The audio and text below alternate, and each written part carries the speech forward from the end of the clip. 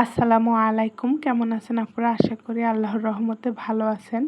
এই যে আরও একটা ভিডিও নিয়ে চলে এসেছি। এখানে একটা ভিডিওতে আমি 3টা সেলাই করে দেখাবো। এই যে প্রথমে স্টেম স্টিচ বা ডাল সেলাই করছি, তারপরে আমি বোতাম সেলাই বা বাটন হোল স্টিচ করব এবং উপরে আমি ফ্রেঞ্চ নট দিয়ে ফুলটা কমপ্লিট করব। ফ্রেঞ্চ নট দিয়ে ফুলটা করার পরে অনেক বেশি সুন্দর লাগছে। দেখে যাবেন, পুরো ভিডিওটা অবশ্যই ভালো লাগবে। এটা আমি একটা পায়জামায় কাজ করেছিলাম। এটা লাক্স কালারের পায়জামার উপরে এই সুতাটা অনেক বেশি সুন্দর লাগছিল। পুরো পায়জামার ডিজাইনটা আপনাদের তো শর্টে আমি দেখাইছি, লং ভিডিওটাও দেখাবো ইনশাল্লাহ। আর ভিডিওটা ভালো লাগলে অবশ্যই একটা লাইক করবেন। আল্লাহ হাফেজ।